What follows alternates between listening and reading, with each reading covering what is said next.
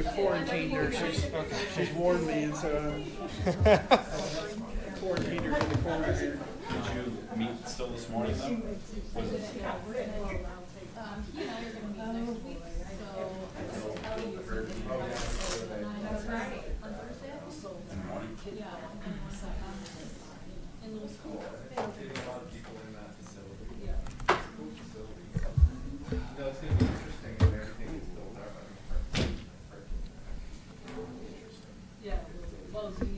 Is it 6:30? Oh, we'll start with that. We haven't assigned it yet.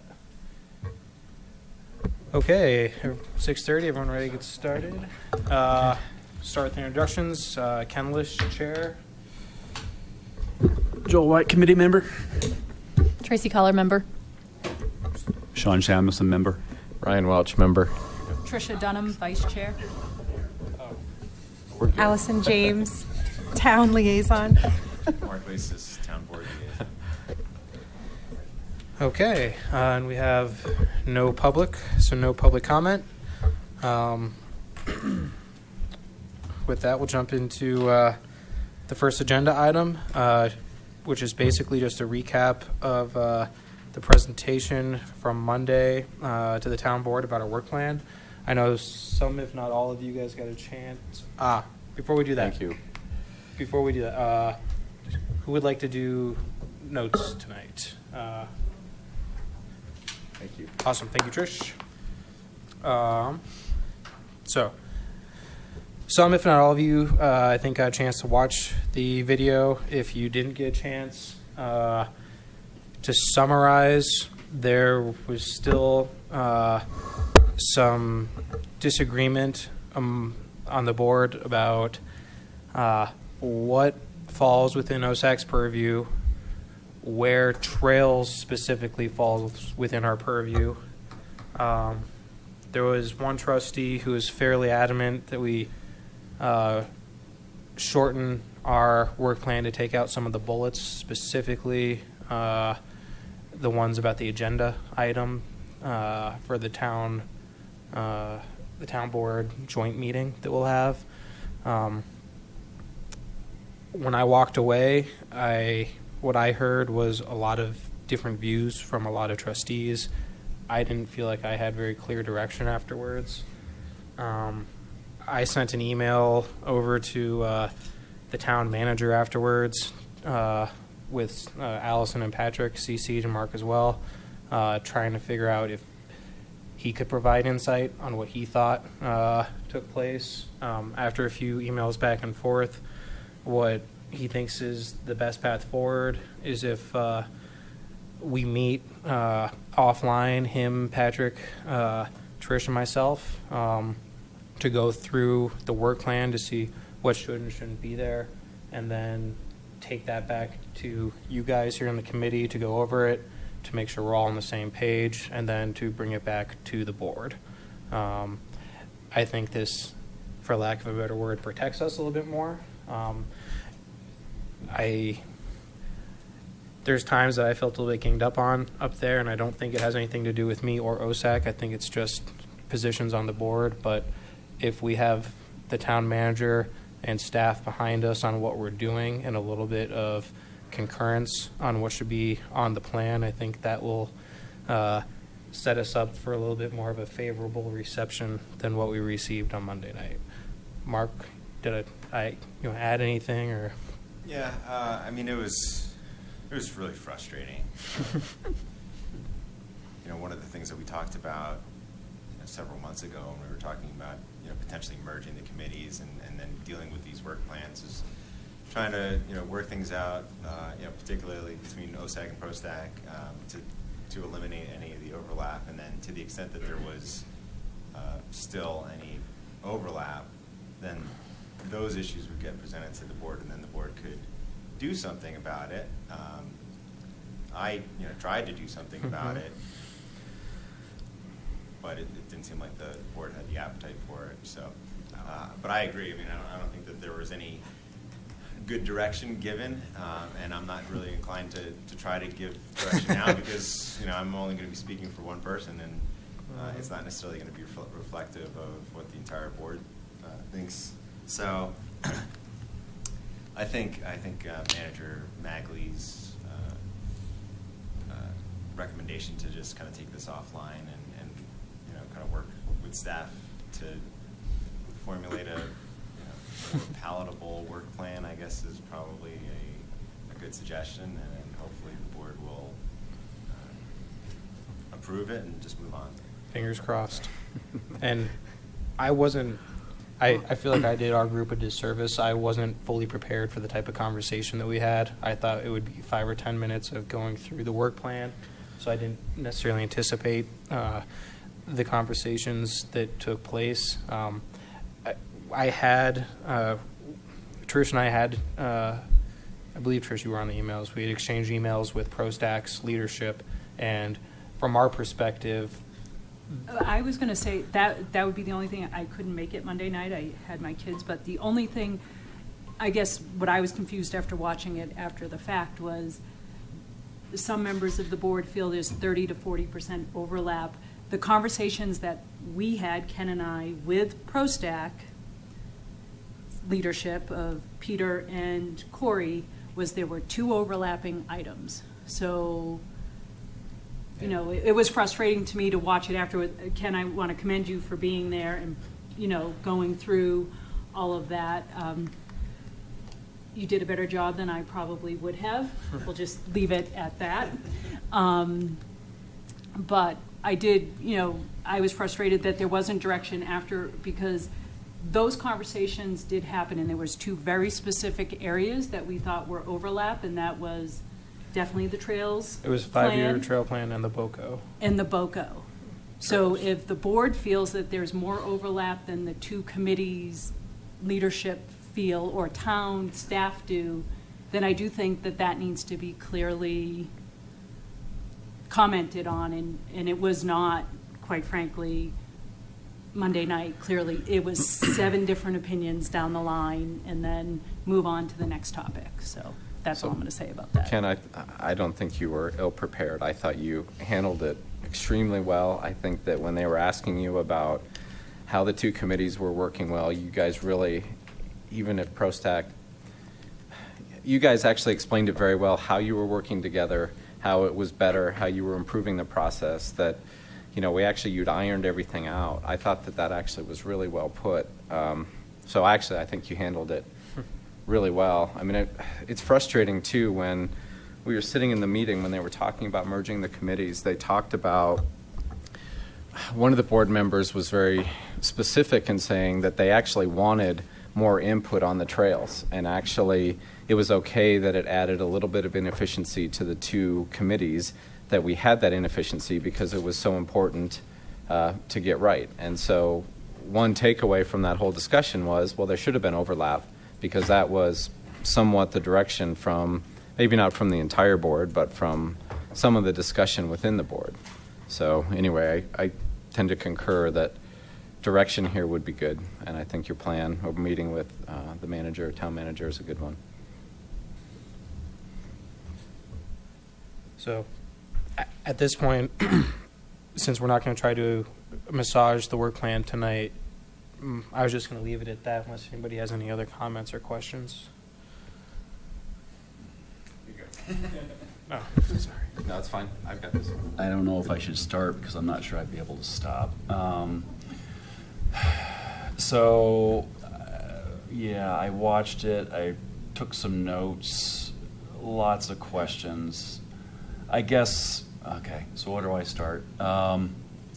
So our work plan we present before the board puts together their own goals. And that was one of the things that came out. Maybe the board should put together their goals and give us direction before we put together our work plan. That's my first gripe. The second gripe I had was, why is the trails plan such a big deal to be delayed 1 month to get 2 committees' opinions to make a better opinion with one thing going forward? I did not understand why that was a negative as opposed to a positive. We've been doing this for 2 years now and been getting better at it, and no one should be upset at us for doing that. I don't understand that. I don't know why we're not Third, I'm not sure I understand why we're not allowed to put things like Town 15 opportunities or suggestions in our work plan. I don't understand that. Parks and Rec did. Why can't we? I don't get that. You know, we've been talking about an equestrian center for, I don't know, year and a half? I have no idea. But we've held back on doing anything with it because we want to go do our due diligence process, whatever. But knowing that we wanted to get buy-in from the board before we did anything, and then we get our hands slapped because of that. Yeah. And it's because of these types of things that we may or may not be losing members or not being able to get members because people feel paralyzed. They feel like they're not able to add much value or little impact through our influence, that our suggestions are kind of downgraded, I guess is the best way to put it, that ProStack feels like ProStack has more power in this and that we should just be dissolved, not merged, but more or less dissolved. There are instances in the city of Broomfield and the city of Boulder, and again, I brought this up probably a year ago, where there is a clear Parks and Recreation Advisory Committee and an Open Space and Trails Advisory Committee, or something thereof. Where actually Boulder, the trails aspect of it is completely covered by the Open Space and Mountain Parks group. So I don't think either one of those groups touches trails. They have a completely separate group for that. So there are instances around us where there are two separate committees that would require reorganization of responsibilities, but no one wants to touch that because it's too politically sensitive, apparently. And I know the merger thing is going to be coming up again. It came up unsurprisingly at this last board meeting. It will come up again in October, November, I guess. But it's just discouraging where we put forth our work plan. We try to do the right thing. We try to put more detail in there because we were on the assumption that people were looking for more details, more concrete things of giving complete direction of what we want to do as opposed to big, vague, fuzzy things that, anyway, we did that and then we got reprimanded yet again for something else that apparently we didn't do correctly, as the mayor put it. I don't know if he was directing it at our work plan or not, but I think he mentioned the word sloppy, which is very degrading to our committee. Sorry, I think just to I clarify hope that, he wasn't talking about our work plan. I think he but- actually was talking about the changing of the process of changing Yeah. it, so I don't think it was necessarily I think it was in directed at- reference to the board itself. Okay. to the board itself. At that of point, making everything was going changes up or- and down all around, and it was just too much. So anyway, that's all I'll say at this point. And I think that's something Mark. Yeah, I mean, I understand exactly like how you guys feel, and I agree with you. You know, and as far as I'm concerned, you guys are the Open Space Advisory Committee, and you know, you should not be muzzled in any respects. And you know, to the extent that you have an opinion and want to advise the town and the board as to how we should go about utilizing open space resources within the town, you should do so, and you should do so freely and without any sort of threat of being reprimanded by the board. I think part of this comes from having some new members on the board, and then just an overall infamiliarity with the mission and like the goals of ProStack. And I just pulled it up, and the mission for ProStack, it's not just about acquiring open spaces, you guys all know, but it says the mission is to acquire, conserve, and provide stewardship of natural open space lands and associated resources to ensure public enjoyment and appropriate recreation, and to conduct relevant educational programs. And then within that mission, there are goals, two of which say to provide quality recreational opportunities, including recommendations regarding trails on open space, while minimizing the impact to open space resources. And then the next goal is to collaborate with surrounding open space organizations in order to provide further connectivity of trails and access within the region. So, when you look at those goals, when you look at that mission statement, I don't see how anything contained in your work plan was out of bounds or inappropriate. I thought it was a good work plan, and I appreciated the kind of tentative agenda for purposes of dinner with the board, because why not give additional notice? Transparency. Yeah, transparency from as early a date as possible. So I share your frustration, but I'm hopeful that by going through this whole process, that maybe we can educate people and alleviate some of the problems that I think are being generated based on a lack of or a misunderstanding. Agreed. And I think when we do have our meeting with the board, it's probably going to be a very robust conversation. And I don't know if we have a date set yet. We don't have a date set. When it is announced, I would encourage everybody to try to attend. I think it's going to be a very informative discussion this year, and hopefully we can iron out some of these differences in perception of what we see ourselves doing, what we'd like to do for the town, and what we think we've heard from the board versus what the board sees for us. One last point. I do think that to the extent that this comes up again in the budgeting process, having the vacancies on OSAC is a concern. So I think we should all work to try to fill those vacancies as quickly as possible. Yep, and so you can get the word out to people that might be interested. And something Sean brought up last week, or maybe 4 weeks ago, is advertising. And as far as I know, there's nothing wrong with us posting something on Nextdoor, just us independently, rather than it coming specifically from the board or even through other sites, whether it's a CAC or, heck, I don't know if we do it through the big Facebook group or anything, but just trying to get the word out there. If there's any concern with that.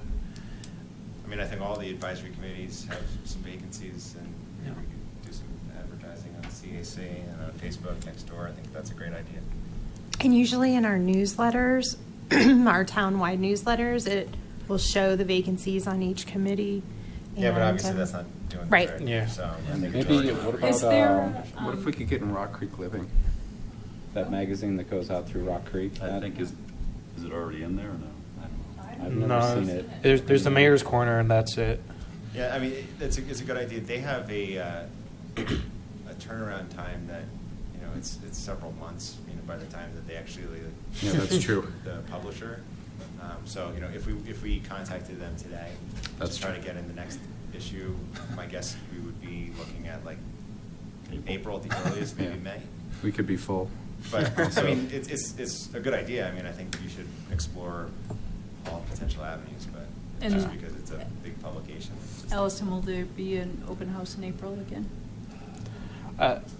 I don't think there are going to be open houses anymore. Okay, or is that gone away? Because I know Yeah. that sometimes it was just people sitting here, so that's fine. And so the last open house that was supposed to be scheduled, when it went out to the committee chairs, there was some actual conversation about whether it provides any value since nobody ever shows up, and whether it's worth actually doing versus the outreach we do at Chili Fest, Arbor Day, 4th of July, and all those. So as of right now, Makes sense, I've sat and- yeah, I sat here several nights and never seen anybody Yep, except the I've other sat, committee yeah. members, unless Allison, you've heard otherwise. Okay. Yeah. I mean, we could maybe put flyers up at Sports Stable, the Oh, coffee I shop was in gonna there. Oh, sorry. There's so many people through there now. Like the sign on the door, I don't know, Allison's over there, she would know where. maybe I mean, but they even have a community board over there, don't they? Where people Yeah, put I up think so. business cards, and I thought they did. I think they did. Okay. If not, It seems like one we up. should take an action to ramp up our marketing even before the next meeting. I completely agree. In my mind, go home Get the today, word out. tomorrow, and post Yep. something. Yep. Okay, perfect. So I was going to bring it up at the end of the meeting, but just because we have touched on maybe low morale and frustration with how it's gone for OSAC. We didn't do a holiday party for OSAC this year. It's never been something on our agenda, and it slipped my mind, so I never brought it up. But the town agreed to do a town-sponsored social for us. They've done it for a few of the other committees, and we're more than welcome to do that as well. The other committees went over to Old Chicago, so it's a way for the and Runa West. Oh, I thought they both were nice. I think they've been doing it for years, and it's always been an option for OSAC, but typically, depending on the agendas or people's schedules, it's just never been taken up. I think we did it once, right? We did it when somebody left. Yeah. I didn't know it was even an option to, but Yeah, that's right, I remember that. yeah. Let's do it. So, what might work best is if offline we just shoot around some dates over the next month or so for everybody to see what works. ProStack combined their meeting to do it at Old Chicago. So maybe we can talk about that if that's an option, if anybody wants to, but we'll also throw out some other dates online. So just be prepared. And I think it's a good way for the town to say thank you. Just another way for the volunteers to be appreciated. So we really appreciate it, Allison. So moving on. Annual distribution of work among committee members. I thought this would be a good item if we had a work plan, but we don't have a. Yeah, I don't know how we can split it up. We don't know what it's going to look like, right? Yeah. So, as of right now, we have the way things were split from last year. We had to pull this agenda together before Monday's meeting, so I didn't realize we weren't going to have a work plan. My preference would be just to table this until we have a work plan to make sure we're working from the correct document. Yeah.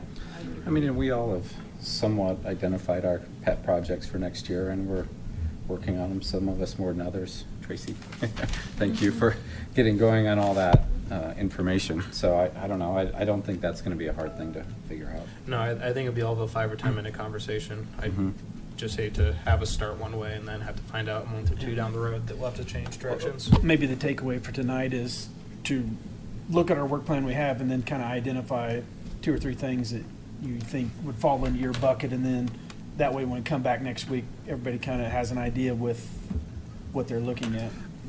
Yeah, I think that's a good idea. Okay, moving on, OSAC leadership election. I guess anybody who wants to throw their hat in the ring to be the chair or vice chair. I have no problem continuing to be the chair. As I told you guys Yeah. last meeting, by rules and probably by life even, I might make a decision closer to June, but definitely by rules as it stands right now, I have to come off in June. I term out. So I won't throw my hat in for a leadership, but I'll help anybody who wants to jump in and be a leader. But we learned there's potential that you could come back, so, But that's the by Keep life that thing. in that, We'll see how that, And the board has been having some discussions about term limits, just as an FYI to everybody, as to whether or not they actually make sense, considering that there are vacancies. Yeah. Will they have a decision by June? Hopefully. So, but just for The that, pilot. I'm not going to say, be on the, be in leadership. I think it's better for someone to start the full year and get to own it. So while you guys ponder it, just to go over the duties of chair and vice Ken chair. does it all. I wouldn't say that. I'm just teasing. We set the agenda. Allison pings us for an agenda at the beginning, a week or two before we have our meetings. Trish and I will pull together topics. Generally, when I'm looking at that, I'll just look at our work plan and see what we're supposed to do that quarter and pull them in. and then anything that we had outstanding from our last meeting. We'll review the notes after the meetings. We will have a one-time per year meeting with ProStack leadership. That's about an hour-long meeting. Occasionally, we'll have meetings with town staff as well. I think that's less frequent. I wouldn't even say once a year, just kind of as needed. Offline. Trish, am I missing anything? No, the most change that came in last year is just the board had made a change and wants more presentation, things in presentation form, so that is definitely a change, but they're easy enough to take from, we used to just come and do reading in the reading in the public notice if we wanted to push something, but now they've gone to this more, but you have lead time to know that that's coming, and but that I would say is the only other thing is, you know, and then we try to have a presence, and Ken's done the lion's share the last year of being here during board meetings. Yeah, and if there is anything that comes up that's on a board agenda that looks like something we should come and try to comment on, again, we'll find out if that's even wanted by the board when we talk to them at our board joint meeting. If there's something that I see that I can't make, I'll shoot an email as soon as I can out to people to see if they can step in. So I'd first shoot it to Trish, and if Trish wasn't able to do it, I'd shoot it out to the committee. So that's basically the responsibilities. So. And I do want to just say one other clarification, and I'm only putting it here just in something in response that you said.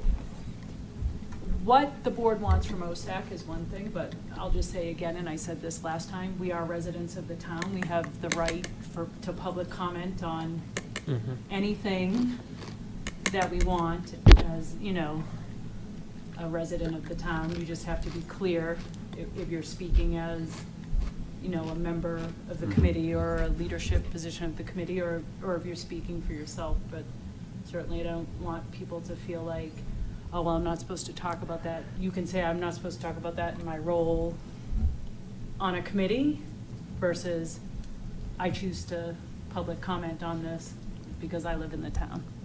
Yep. So, is there anybody interested in the vice chair role? Ryan? Good job. All right.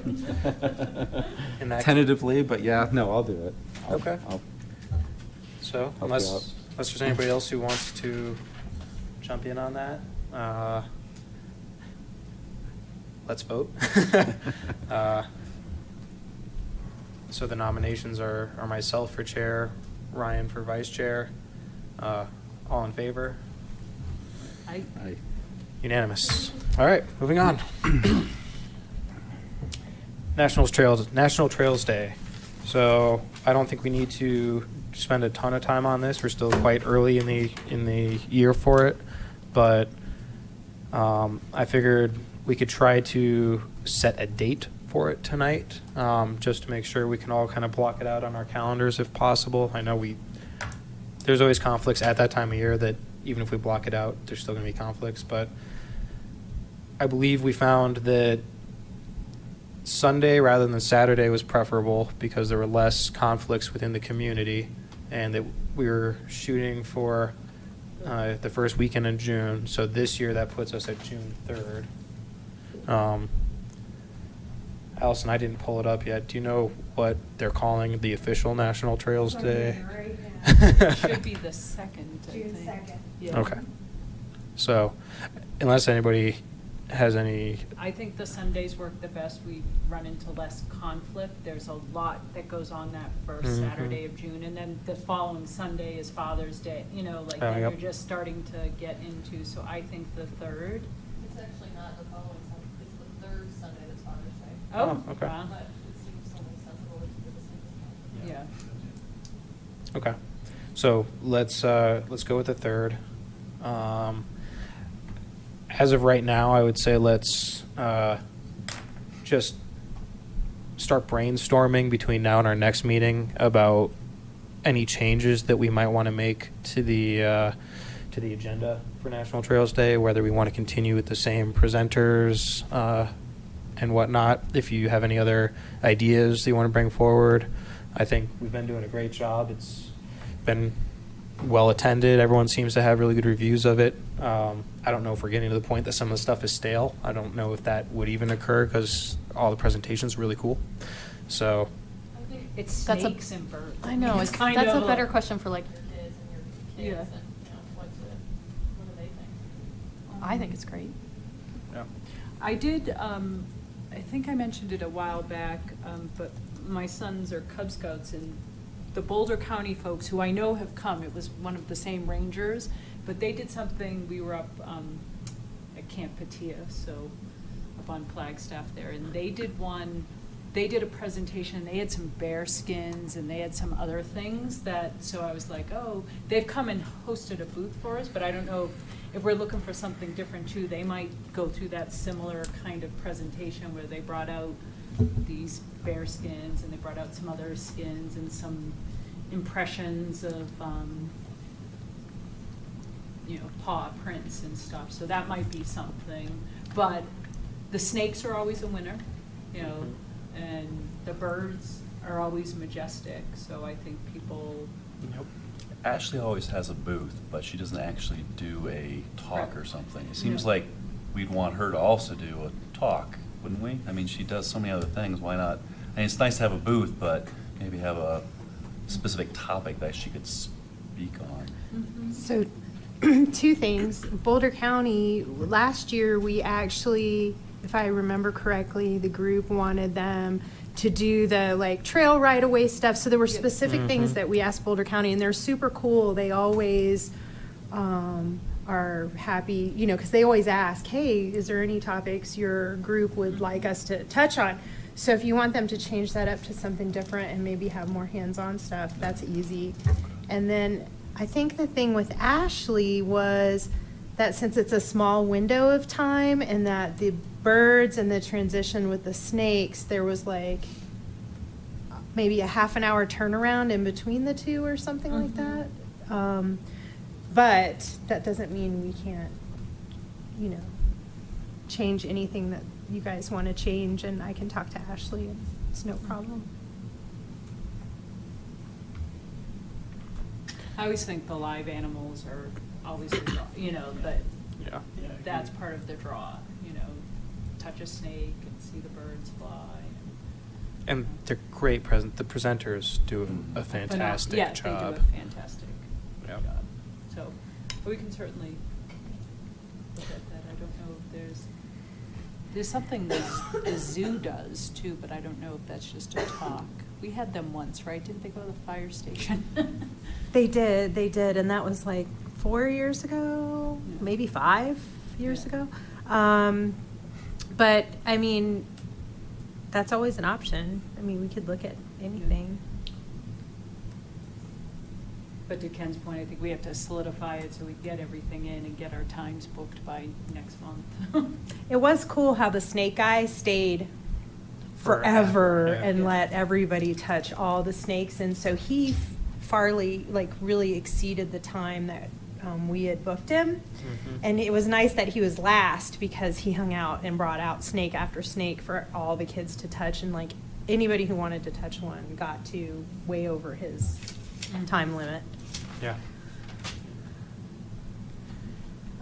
The other thing I just thought of is we had talked about trying to create more outreach material, whether it was about Rocky Flats and Rocky Mountain Greenway. I think we had talked about dog issues.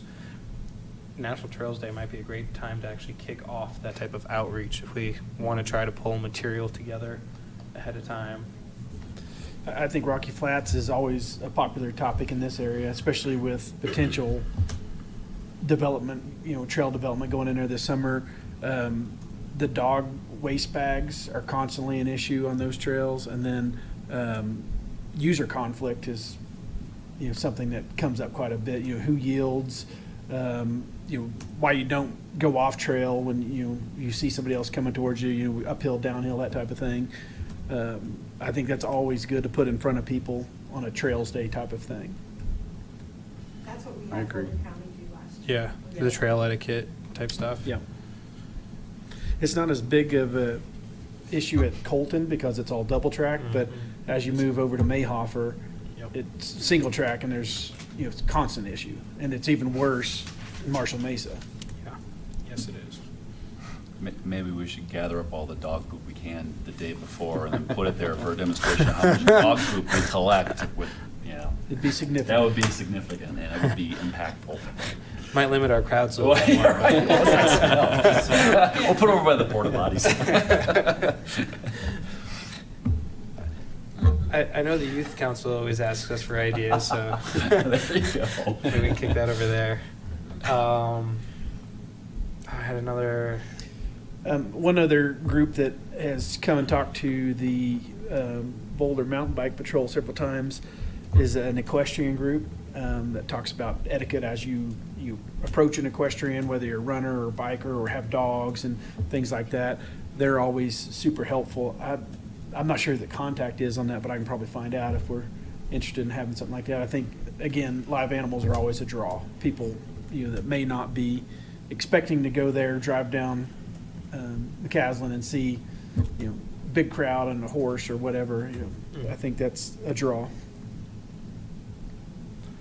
We went through that horse stuff though with the Colton Trailhead before, and it wasn't allowed, or I can't remember, but we axed that in the past, because we wanted to have horses there.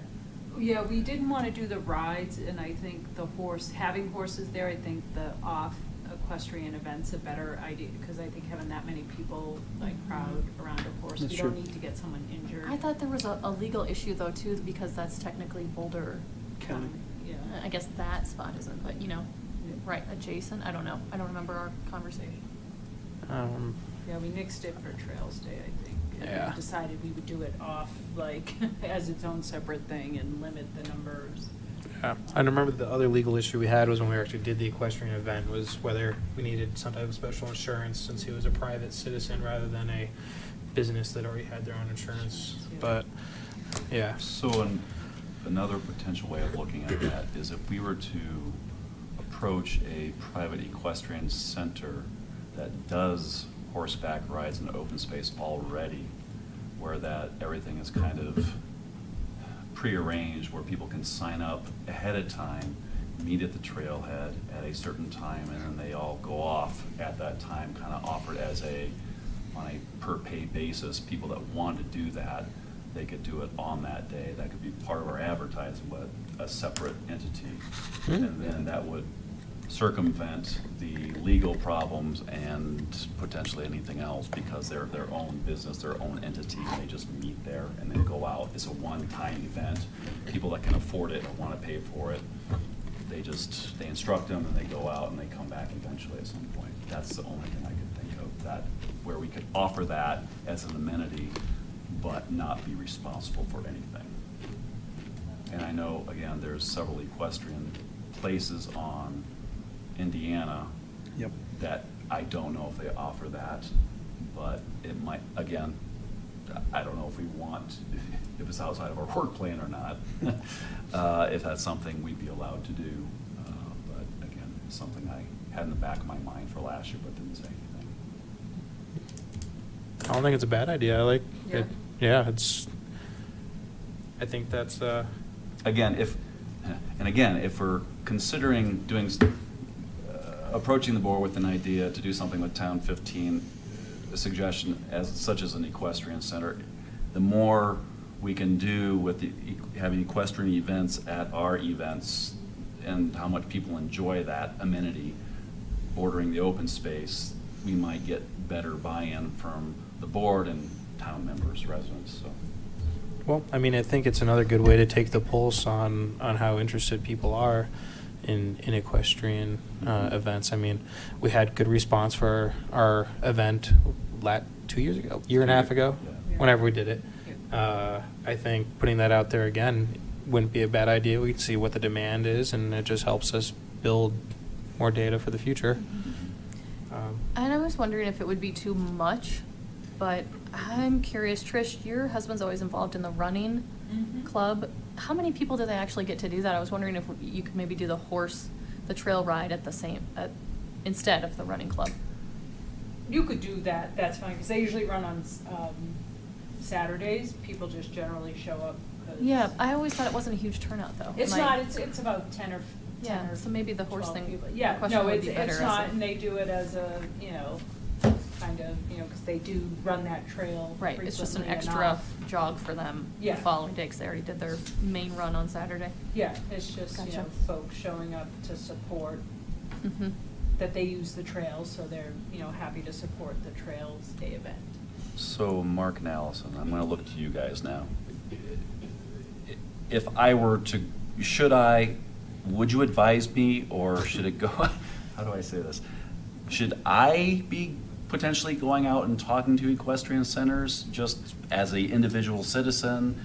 Or should I ask you as our liaison, Mark, to ask the board if that's something you should do since we don't have a work plan? Or Allison, should I ask you as a staff member, since I may not be allowed, only staff members are allowed to do things like that? I don't know what's politically correct, so I need advice.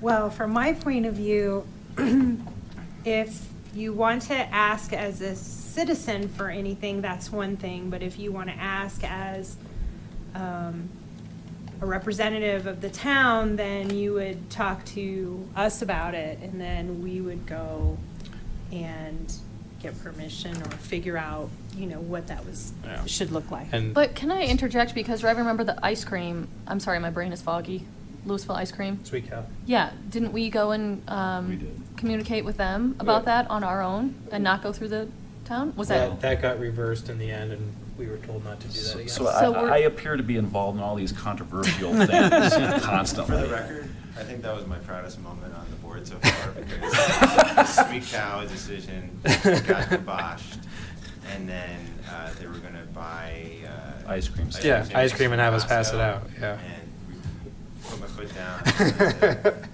damn it, these kids deserve Sweet Cow. And we got And my Sweet kids Cow, enjoyed it. and it came, and it was great. So, I think if we have an idea about, something that we want to do, I think my recommendation is, frankly, to just like email the board. Oh, and, Okay. if you're uncertain about it, because I understand right now, people are kind of walking on eggshells right now about, Yeah. what to do, and it's just, I think, I wouldn't want anybody from OSAC doing anything else to kind of further confirm anybody's preconceived notions about what they're already thinking about something. So, if you have an idea about, we want to contact, this particular group because this is central to our mission, and we think that the community would appreciate it. Considering that we don't have a work plan right now, I think that would be kind of an appropriate way. We don't necessarily need to deliberate about this at a board meeting or anything like that, but just. Well, I think it's known that this will be, our 5th annual? Yeah, This will be our 5th annual Trails Day, and we have to plan it now.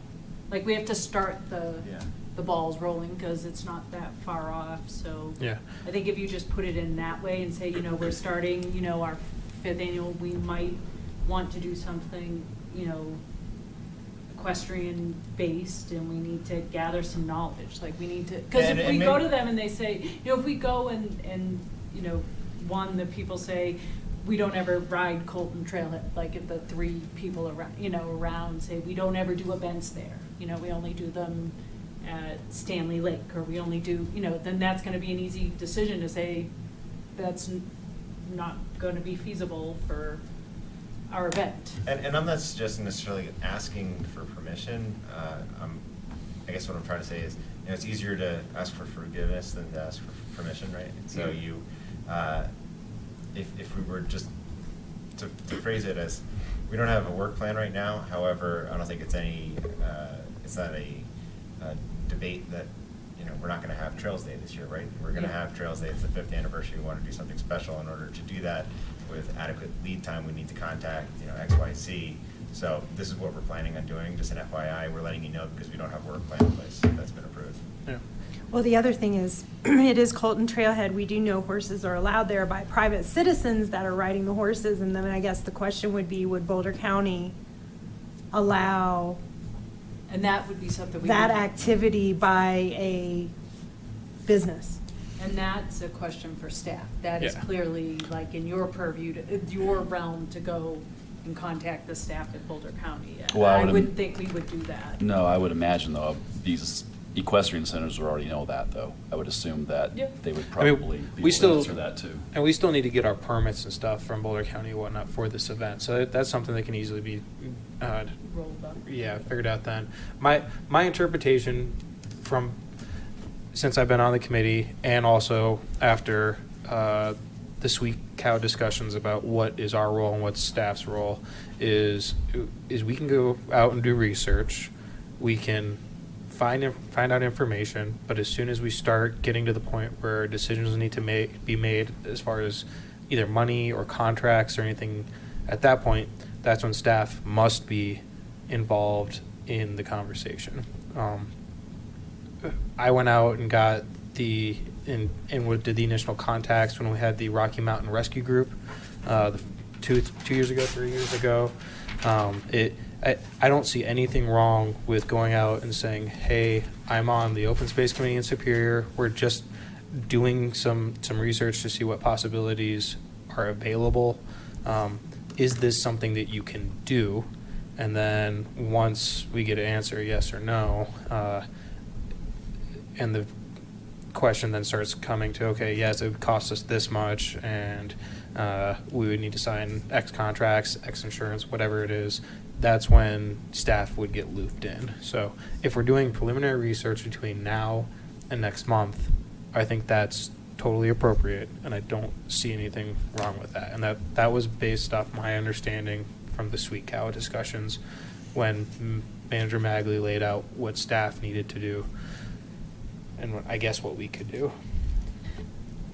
My question is, did you feel like the horseback riding was very different from Sweet Cow? And I kind of felt like it was such an extreme difference. I mean, Sweet Cow Well- seems to be an easy one, but when we talk about riding horses on open space, I felt like it was a little more difficult because of the insurance issues. And that was the only reason that I think maybe on that one, if I can even start on my end saying, okay, what would this look like to the rest of staff? Right. You know, if it's something that the group seriously wants to explore, because that took us so long with the equestrian event and all the insurance back and forth and with different departments. But that was different. That the person that was doing it was a private citizen doing it for free and didn't do that for a living. So this might, again, circumvent that. I guess, Allison, what's your preference in the order of events? Does it make sense would you rather have the research done and we know this is even a feasible option and then go to you and you can Right, talk? I mean, that's fine also, as long as, I mean, I just want to make sure we have enough time on my end too to explore all the insurance and try to figure that part out, because it seemed to take a really long I think it should be time. two-pronged. I think we should have Allison first check with Boulder County if they would allow it, because she has to put in the permit anyways for the 3rd, so that could be a quick phone call. I do think, Sean, you can do the research, but I also think it's probably feasible to have Allison kind of get the pulse of what To see if it's possible. what the town staff think, if they give it the, no, we don't want any horse-related events. Or if they're like, oh yeah, if everything works out, fine and dandy, if that's a feasible thing. Because I don't want to go the other way, that you do all this research, but then really the appetite Well, from the that's- town why staff and the I'm town hesitant. board would be, oh no, we don't want that. And to Mark's point, it is the 5th year, so we can kind of try to look at that as that's a milestone Mhm. event year, right? And Yeah. do something a little bit, I don't know if we want to set that precedent, but you'd be like, oh, for the 5th year, we would do this, and then go a little bit, smaller again back in 6, 7, 8, and 9. And 10th year, do we're some- doing elephants. And 10, we're doing rides. elephants and camels, I mean, but it's just, but just that, it is a milestone that this would be the 5th And event. frankly, just to kind of dovetail with this whole idea about the importance of Trails Day and all the work that OSAC does, and planning for it and how important the event is. I mean, the fact that we don't have a work plan and that we're going to be talking about it again, kind of more attention directed to the board to let them know about all Yeah. the work that needs to go in to actually plan a successful event, I think is, important, insofar as there are people who don't necessarily appreciate, why trails are important to OSAC and, the work that is actually performed by the committee and, planning these events and, why trails is a natural thing to fall within the work plan. I think it's just an opportunity for some education that I think is desperately needed. So I can send an email on behalf of OSAC to the board, letting them know. I'll CC everybody so everyone sees the email and knows that it goes out there, basically with that information. I'll say that we need to get moving on our planning and that we're doing our research. So I would say, Sean, if you want to do preliminary research and see if you can find anything. Allison, if you want to do your side, and then we can reconvene next month to see if this is even something that we can move forward on. But I think that all makes sense. And who knows? Maybe if they take trails out of our purview, ProStack can do all this. And Sean, I'll email you as soon as I know, and I'll find out really fast, so then you don't waste time and Okay. there's some, something's negative. Okay, that'd be good. Thank you.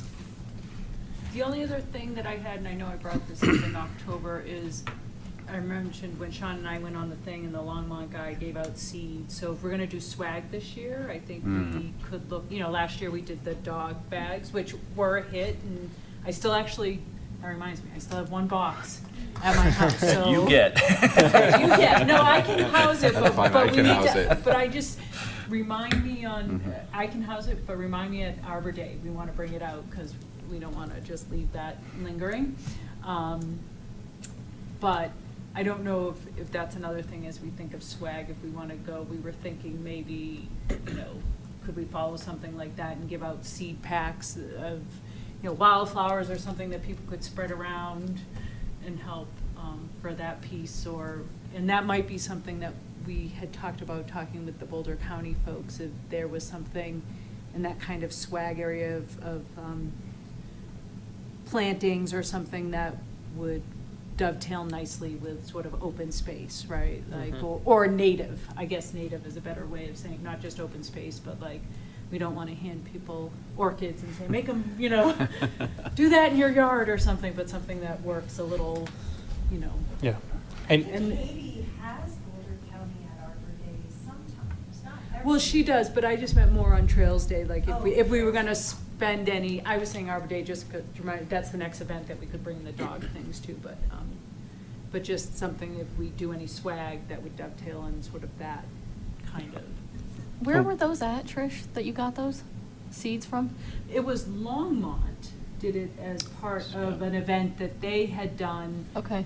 Because after the flooding, so they thought, Oh. here's a good thing Yeah. to, because a lot of vegetation and Yeah. things had gotten washed away. So they handed out to their citizens at an event, and then they Yeah. had some extras, and they handed out to those of us who took the That's tour right. and said, here.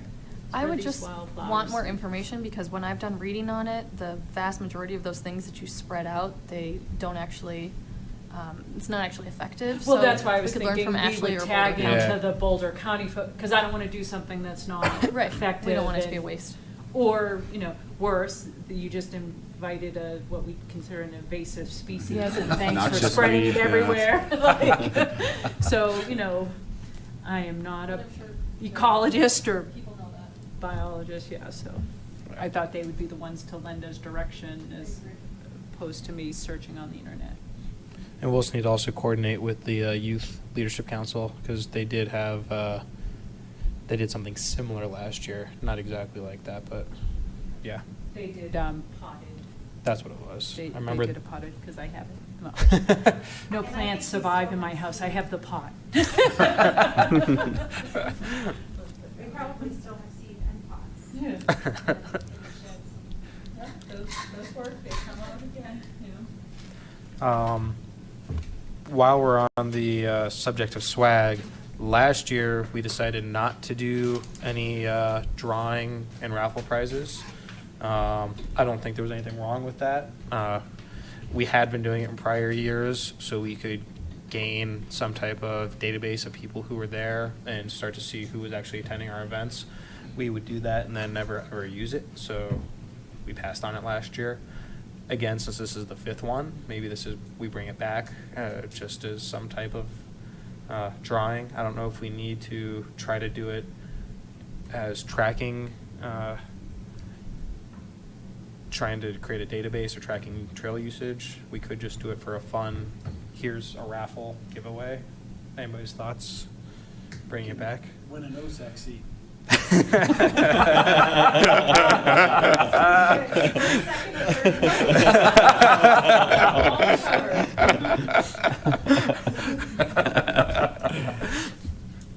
like that.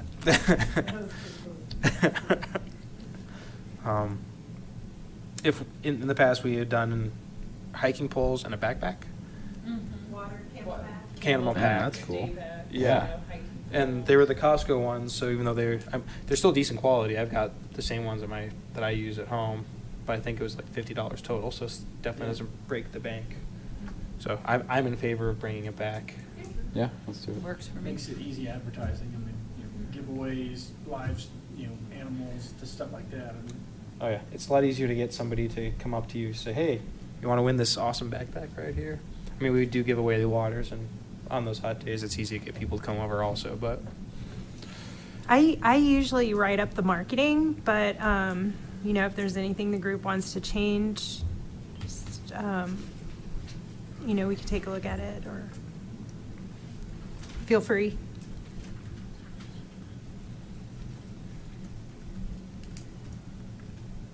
so the only question I have, and Alice, maybe you have an update about it at the end of the agenda. If we can just bring it up now.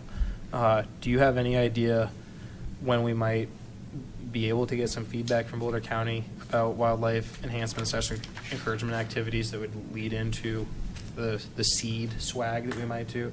Just because I know we usually need some lead time to actually get the swag we need, so we would need to hear from them within the next month or two to figure out if we are going that direction or a different direction. Well, I have a good contact for swag, so I'll reach out to her and see, how things are looking for her through Boulder County. But meanwhile, as far as the Boulder County updates and the Shan Shan Trailhead, because that kind of all goes into Boulder County feedback, Patrick emailed the director of open space, Eric Lane, and we're waiting on responses and getting something scheduled on the books to discuss these topics. Also submitting the concept designs for the trailhead for initial review and comment. So all of those kind of 3 things go easily hand in hand with meeting. So the concept design that we saw, submitting that to Boulder County for them to start to see, is that what I think there were 2 concept designs, if I remember correctly. there's like a basic and a deluxe. Or, well, Well, no, there were I- 3, up because there was above, that one too. that Patrick went over with you guys, and the other one that had the 2 versions that I went over. So I think there were 2, Plus, there was the one that was up above versus down below, right? those are the 2, the down below and Yeah. the up above place it, the. entrances? And then you had, like you said, the deluxe and the more conservative model. So it's, review and comment on those and then see. From Boulder County. Correct. So those are all kind of probably going to be happening together or somewhat together. So, Mark, since we're talking about Shan Shan right now, something that I picked up on, I think it was 3 meetings ago from the board meeting, is CAPS was able to meet with, not the whole committee, but the leadership from CAPS, met with the developer of RC Superior and discussed the initiatives that they're working on, along with their board liaison. And I believe it sounded like, at least during the meeting, that Manager Magley attended that as well.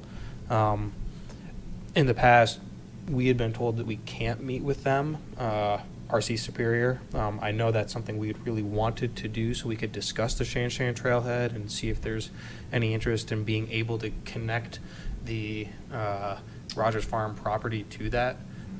I know during that meeting when this came up that the RC Superior representative voiced his ideas to you, the board members, that the more interaction that we can have, the better. The more I can hear from the town, the better I can do my job. And he was really trying to push collaboration.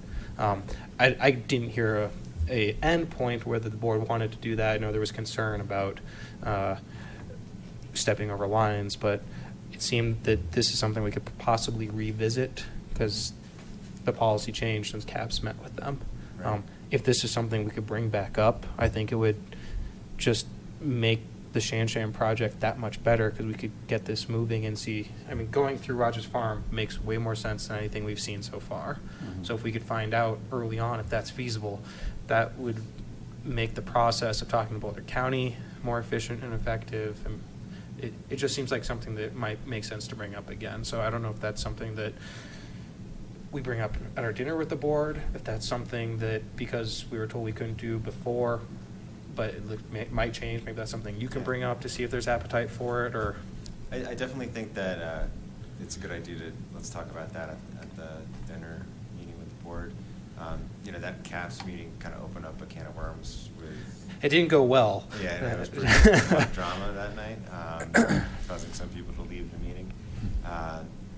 But I think the concern is, anytime that you're dealing with a developer, whether it's Ranch Capital related to the town center development or anybody that owns property who potentially could be coming before the town with some sort of application to do something on that land, there's always a fear from like the town attorney that, oh, are we venturing into quasi-judicial proceedings and having some problem that way.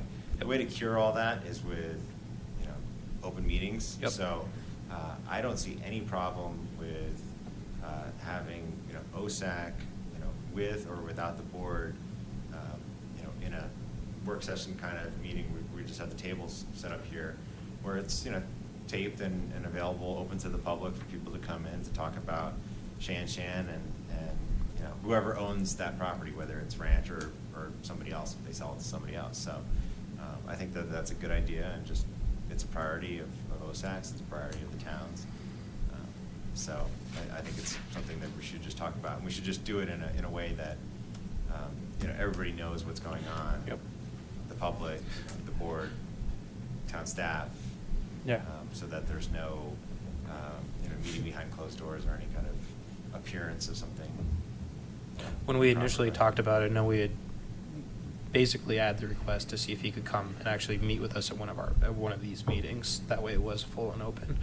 So I think we'd be full on board with that. So we'll add that into the agenda for the town board joint meeting. I have a question about the trailhead too. And if you could clarify, Allison, I didn't realize that those mocks were headed over for approval by or review by Boulder County. Just given that we have so much on our work plan about other things that we're interested in doing with that trailhead. So is that kind of the final, like those are the options and Boulder County is going to approve or disapprove and then it's done? We're stuck with those, or? I think where it's does it just the lie? first step in Okay. the process, because the first domino to fall is some type of concept, because they won't really review anything if they don't really have anything to review, kind of a step. And they ask, as the first step of that process, for just some type of concept plans. And Okay. then. But we're not locked in, like, that's it, you said the bathroom was here, and you only had one tree and a bush over there, and you're done. I don't think, right? Like- Yeah, it's I just don't to get know. the conversation started, to Okay. see their interest and agreeability and all of that stuff, and just to kind of kick off the conversation. Gotcha. So modifications will be allowed during the process. Well, because they're concept plans, that they're not final plans or anything, there's plenty of time Okay. for Thank you. tweaks. And they're aware, I think, we told them when they came and spoke to us about I forget what they called their plan.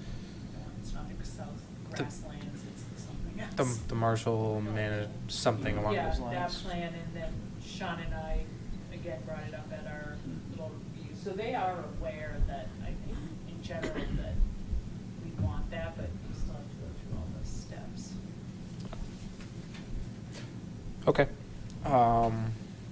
So anybody else have anything on National Trails Day for tonight?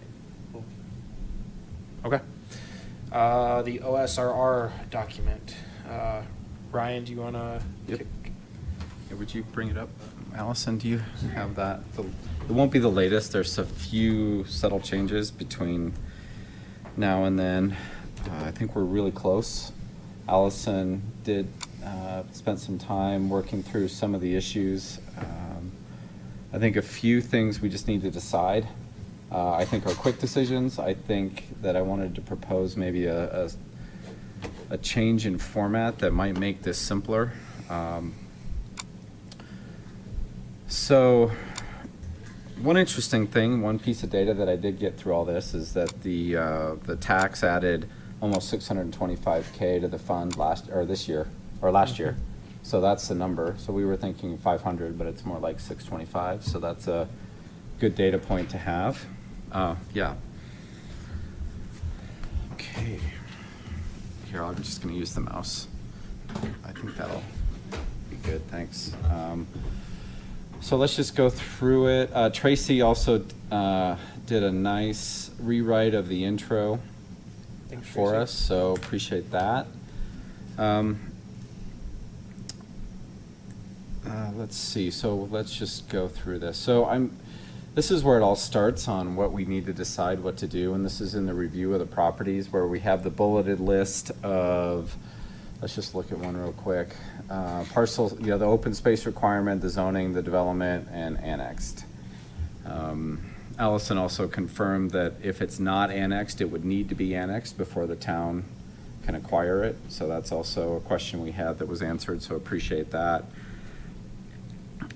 The struggle I had when going through the open space requirement is Allison sent me, so basically from what I understand is you look at the zoning for it, and then in the municipal code, and I think I'm using that term right, it says for that zoned and that size, this is the open space requirement.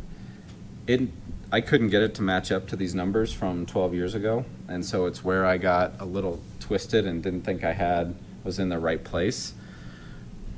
My thought was, why does this matter in this document?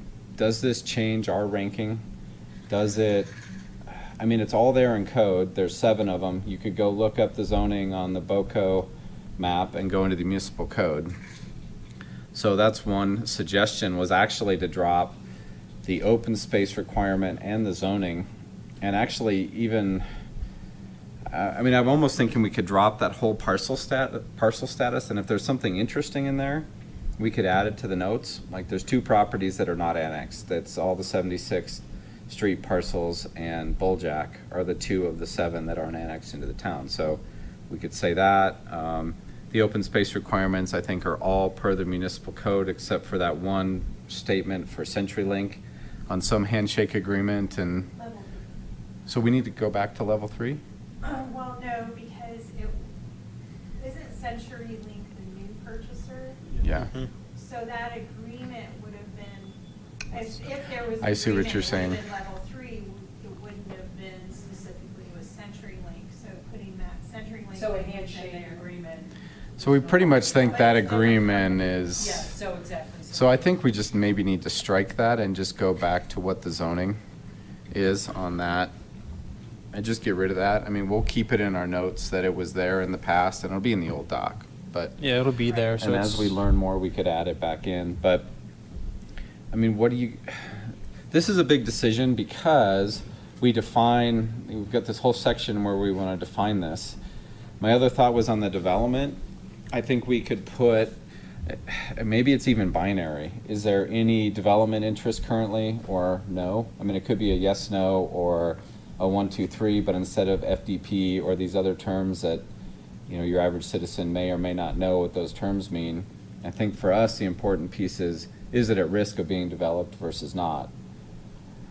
So I think that's a big part of what we should decide. the zoning is a little bit helpful because then that tells if it will also be more likely to be developed based on the zoning, because that's just one more obstacle that they have to go through, but maybe that's only in my head, so I don't know. What do you guys think? I think most of it is zoned I the don't think they- same anymore. I was gonna say, but I don't think, I mean, I get your thing too, like, oh, it's agricultural, and if I wanna develop it, but I don't think that that's such a big obstacle Yeah. that people can't get over it pretty I mean, that's quickly. That's what's happening with Zaharias right now. For the Zaharias proposal to move forward, there would have to be a rezone. I think. So, no, I don't think it's really, Well, that was my kind of thought on the annex, or not the annex, the percentage of open space. I mean, that number, kind of resonates with me a little bit when I think of it. Oh, well, this would be 50% open space, even if it was developed. But I don't have a high level of confidence that that 50% number is either one, correct, or two, would be upheld if something came through or couldn't be changed, as part of the process that they put in front of the board that it says, oh, well, we're going to approve it going down to 30% open space. So if those numbers aren't meaningful, then. Well, it's also misleading. The open space requirement isn't open space in the way we picture open space. It could just be a park. It could be your little sliver of green, the space that it's all the green around the trees. yeah, it's separates all, apartment buildings. That Yeah, Yeah. floodplain, so Right. it's not the same.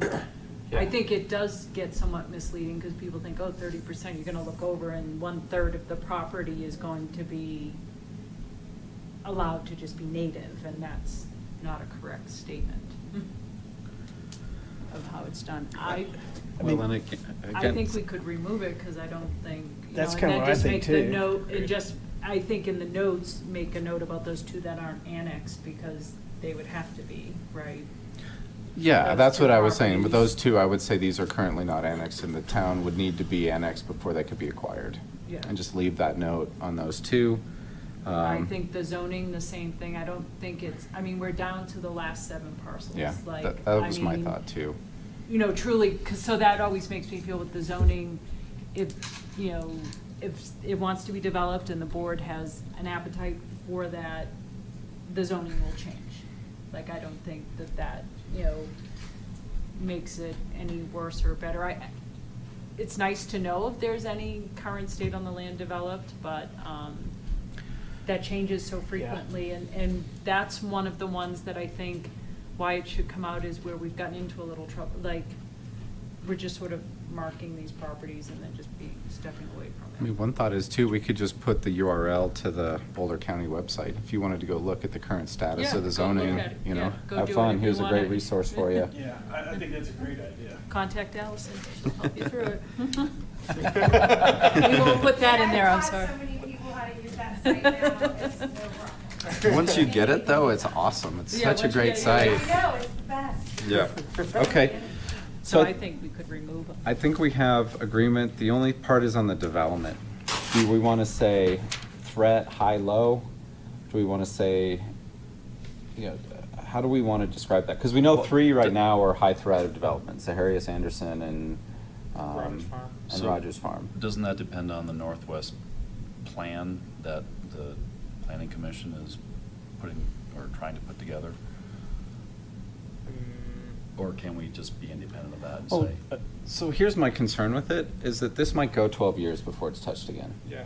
When you put the current state of development, it's stale in 6 months. Yep. I agree. And so, And isn't it all high risk anyway? We're in Boulder Yeah, County, so exactly. it's not like this is just gonna sit there. Especially being on the edge of open space. And I mean, beyond that, I mean, we decided not to put in all the financial information either, because that changes so quickly as Mhm. well. So I think removing this. I mean, we follows- actually even say from the old document, high threat of development and I think, I agree, I mean, they're all fairly high. I think we'd be better off with adding a statement to the introduction that Tracy did of just sort of like, because we're in Boulder County and Front Range, there's a high. Yeah, I think that is Yeah. in there. Yeah, just, I mean, that's the threat, right? Like, Yeah. just because that's the. Okay. you know, I and think we're the- landlocked, like, this is Yeah. it, like, this is what we've got, so it's either gonna go one way or the other. Well, Yeah. it's got the three ways, remain as a private property, and that person uses it as their property, it gets developed, or we might be able to get it, but that's just. Okay. Well, if we all agree, this simplifies tremendously the amount of work we need to do for me and for Allison. So I think we're both, I'm Happy? excited about this decision. So there's just a few minor things left to go through. We still need to decide what we think constitutes the 76th Street parcels. You know, there's two different maps. You see, even from the I forget what you called it, Sean, but that northwest segment plan, they even talked about these parcels. Mhm. Their map showed our old map, where it just cuts off right here. Part of it has been said, well, these two have homes on them, but there's a home here, there's a home here. And there's a home on Turnbull, and. Yeah, I mean- There's homes on each one of them, I think. So the decision, I plan to just turn it back purple, but do we draw the line here, or do we put it up here? And then do we say, 6 properties or 4 properties? This isn't as updated, but. So the sub-area plan had a lot of old information in it. I think we don't need to stick with what they had if what we have is more up to date. I mean, that the sub-area plan that they put out and had people comment on still had the trail that runs behind Sagamore. Sure. That Boulder County said can't happen. So if we want to update it, I don't think we should feel restricted to. That being said, I don't really know the answer I to just that. don't know. I mean, they're all unincorporated Boulder County, Right. so it's not like there's any They're sort of- contiguous. I would say we include them, Okay. personally. I mean, these are nicer homes They are. up here, I mean. but they still could come Right. on the market. And, I mean, we know that these are tough acquisitions too, because, Mhm.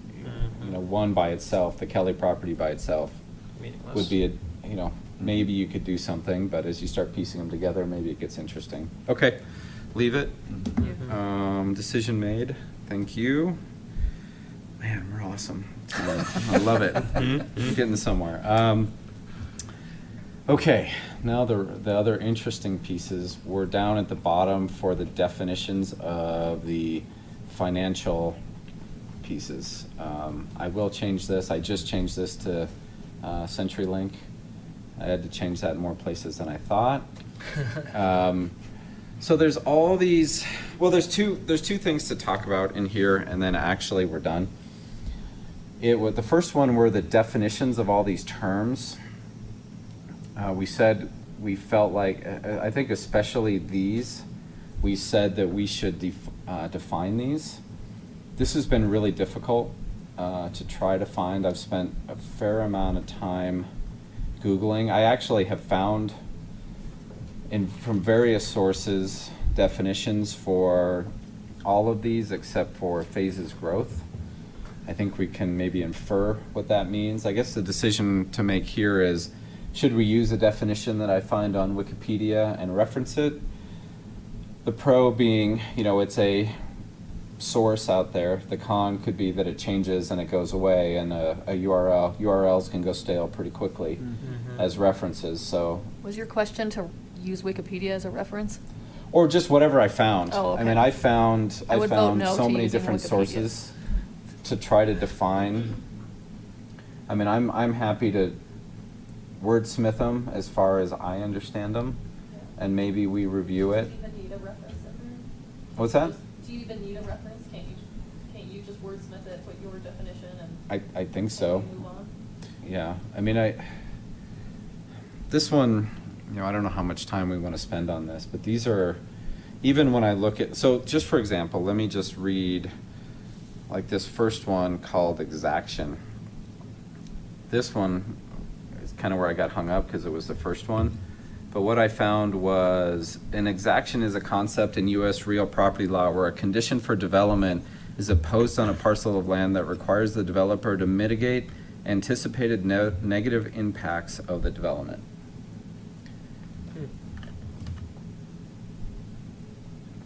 So, Personally, I look at it and say, I don't know if we want to define it, or if this is something I would want to hand off to Kendra and say, you say what you would say as the town attorney that word means, you know? Like, I don't know that, this is not my area of expertise, so I wouldn't. Well, that's where I'm struggling with this, I right? would- Because I wouldn't feel comfortable. And maybe why they never defined them. Well, Maybe why they I never actually, defi- that's like, the I exact would same say thought I that- had thinking about it tonight.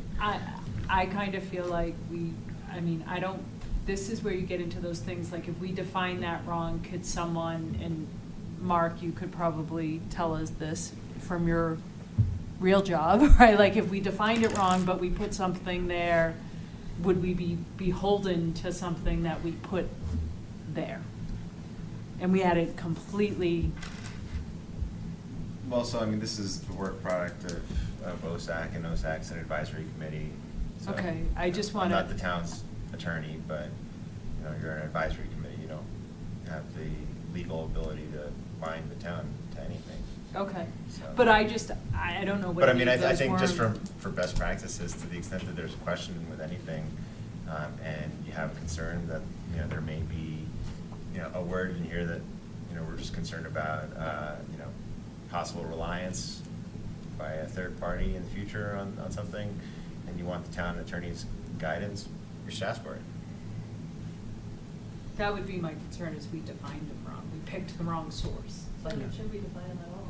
But then The that's other my concern question none of us is- are experts in these, so I hesitate to say anything about Yeah. something I know little about. Does it have to be perfect then? I mean, well, that first one, like you said, you get hung up on. I mean, you're that to me is saying, like, you're saying to a developer, and I get that we're not, you know, beholden or doing anything, but when you read that definition, that's saying, that would be, if I was buying that property and reading that and saying, oh, this is under something and I have to do all this stuff, you know. Well, but I think what this is saying is these are approaches that the town could consider Yeah. if they wanted to protect Yep, more land. yep. Well, I guess then one question that I was thinking about too while I was working on some of the items was, what does the group really want this document to be? What is it for? What's the purpose of it? And then think about it in that context also. Yeah, I know, I'm almost, I mean, we said that we thought that this section was important, but maybe all these terms that we all actually aren't all that comfortable with or understand. I mean, we're sort of just passing it through, and I don't know, now that you say it that way, I don't know if I feel that comfortable just passing them through. Yeah. The flip side of the coin is, if we don't, there's the threat that they get lost to history. Because when people go back to see what are the open space rankings and whatnot, this is going to be the document they're going to open rather than necessarily going back to the originals. If we want to lay a groundwork for the next generation of OSAC members to be able to do the same thing, I mean, hopefully they go back and reread everything. Hopefully anybody who's truly interested will go back and reread everything. But if we want to have a groundwork for people to actually step up and take action and try to preserve some of the open space, I still think this is a really good section to have. So how about, I mean, if I can make a recommendation, how about we finalize it without defining them?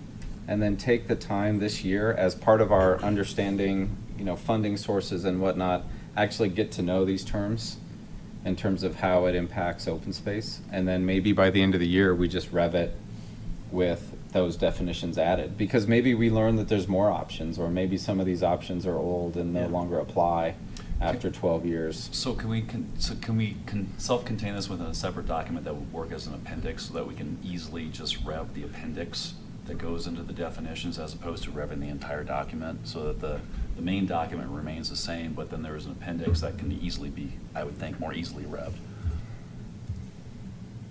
Because I like that idea, but I just don't want to have to go back and say, well, we have a whole nother revision of the same document But when we a have to few do months that, later. when we have to do that anyway, though, if we change the appendix, because now the document itself has evolved somewhat, even if it's only the appendix within the document. Not within the document, it's separate. That's what I'm saying, As a separate- As a separate document unto it. Like, Okay, for instance, I if hear- you look. I hear what you're saying. Yeah, if you- Like on the website, we have On our different- website, exactly. Yes. I'm trying to. I'm following you now. I think that has the same risk of referencing the original document, that it's not self-contained and not as visible. But we're not gonna have the original document on our website. We're gonna have most. No, we are. Recent. We are. We're still referencing it because we say, this is an update to this document, and here's the link to the original document. I'm not as concerned if we have to it's not like every year we're going to go through the exercise of what we did this year and basically Mhm. No, I think give it this a- is the one that, if we have to rev So, this part, the finance part, and if something moves on one of those parcels and they come out or do something, that would be the second part. But the hope is, with all the work that, you've done, that basically these revisions will be I actually do think it should be something that stays on the work plan, so Yeah. it's not 12 years that it's touched again, that it becomes a more It's updated as we go. or more like review it and update it to, that it's changed. Yeah, I know. And even if it didn't change, you But should these just make a don't- note that no changes were these don't noted add in much, 2018, or really. no No, they're changes just were photos. noted Just in photos. 2019. So that it remains relevant, so Or you people just would do at least know that it definitions. was looked The at definition and of Yeah, well- nothing was changed. I mean, there is a definitions appendix in here, but it's an open space definitions, but we could make another appendix that's financial definitions. My concern is if we let this drag on, it could be another 6 months before we Okay. get That- this that- done. I would go with That's- your thing of, let's not define them. Yeah, I agree. Figure out Okay. what they mean, Tracy's done a tremendous amount of work. But you're Yeah. at least starting it of Yeah. doing the conversations and everything where this is, doing some research and figuring it out, so, gaining knowledge. So I think it could be very different by the end of the year. Okay. There's only one issue left, and that was also in the finance section. There was some language here that we wanted to understand better, and I think it was pretty important that we understand it. So it was two statements highlighted here in purple. In the whole paragraph, financing the purchase of open space land is limited by the approved open space sales tax ballot language, which did not request the ability to issue multi-year debt. Voter approval would be necessary to issue bonds. So we're not sure if this, I guess you take that, and then in context with the statement, the very last statement, to acquire a desirable open parcel of land remaining, the town should be willing to assume a reasonable amount of debt that can easily be retired with the sales tax revenues that are already restricted to open space use. So those are kind of saying the same thing, though, aren't they? Well, above, doesn't it basically define that is a option for creating a financing, and then the second part of it is a recommendation that, yes, we should go forward, that we recommend the town move forward with bonds if that can be easily retired. So the first is definition, second is a recommendation. That's the way I read it. Well, not a definition, but a strategy. So voter approval will be necessary to issue bonds. So it's introducing that bonds are a potential purchasing strategy. The second piece to me is this document saying we believe that should be considered as long as the bonds aren't so excessive that they can't be easily retired with the revenue that we get from the tax. That's my reading of it.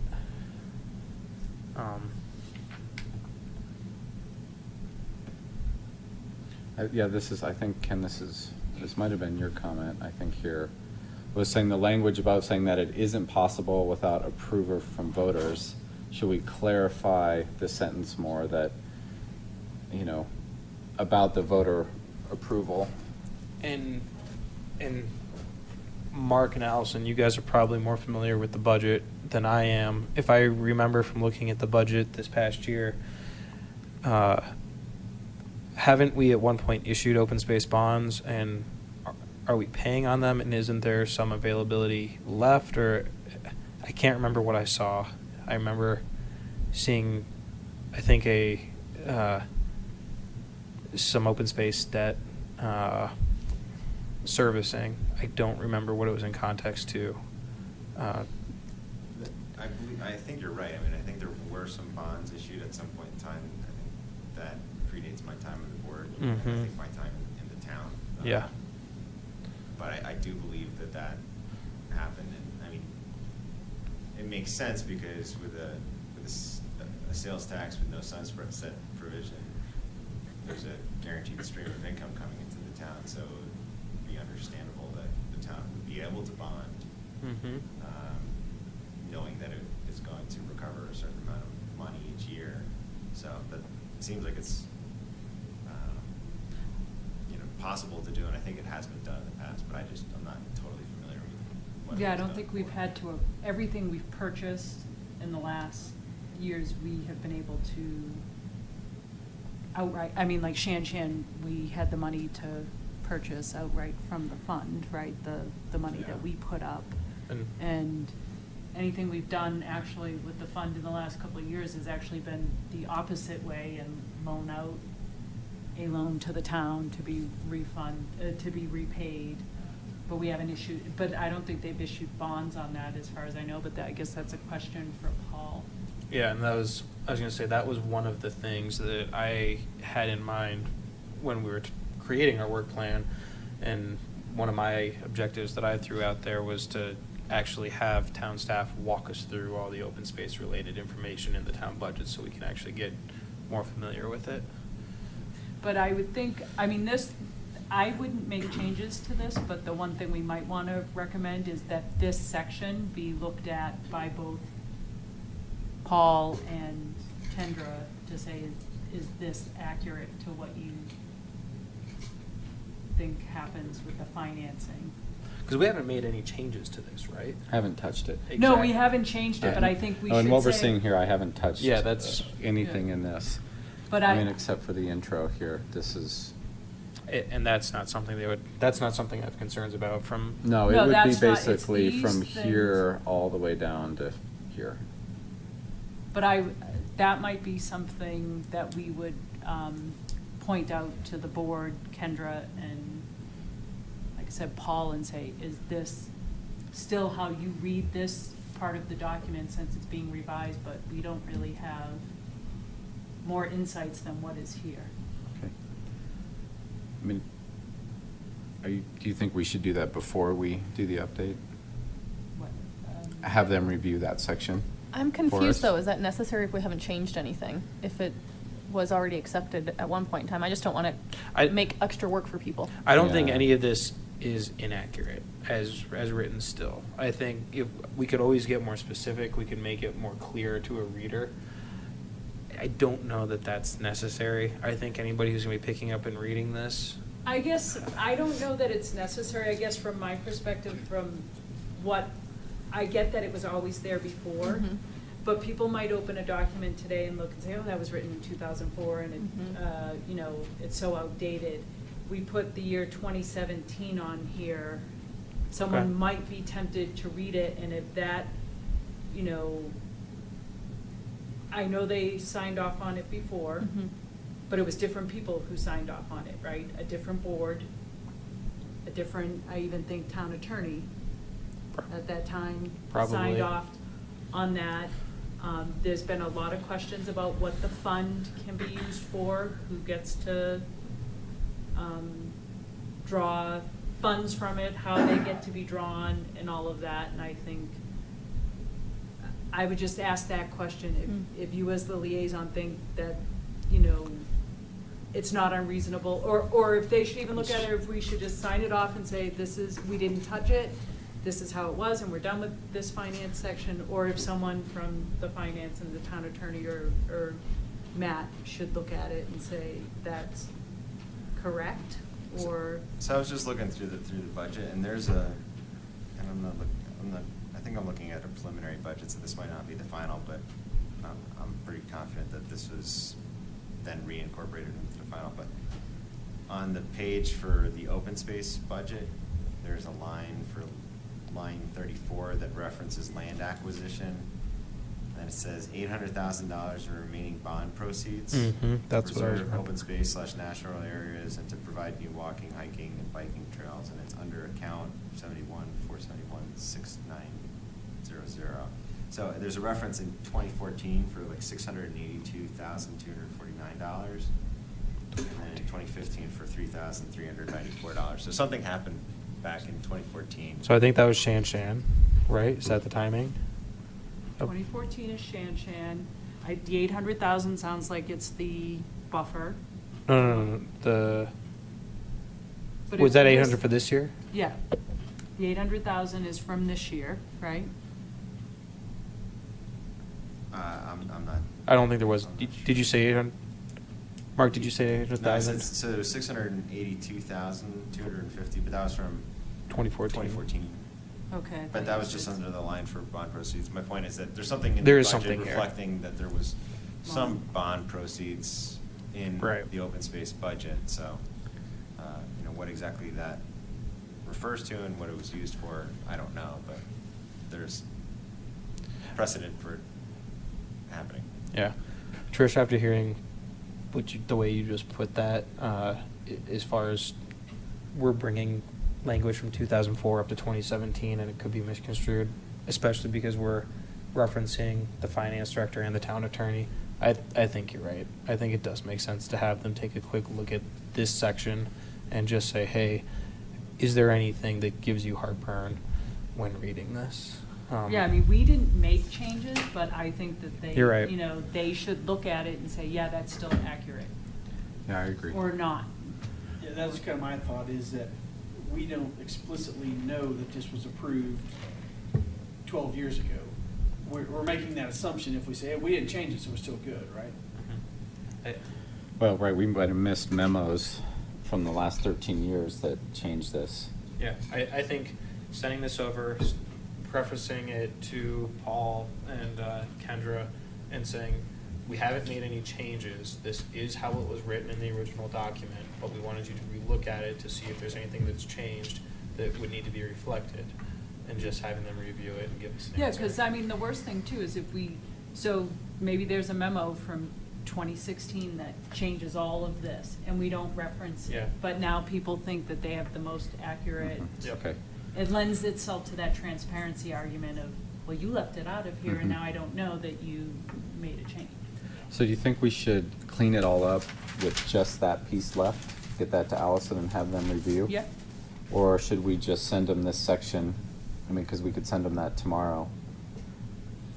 I think maybe I feel better if I get it all cleaned up and just say, look, this is where we're at.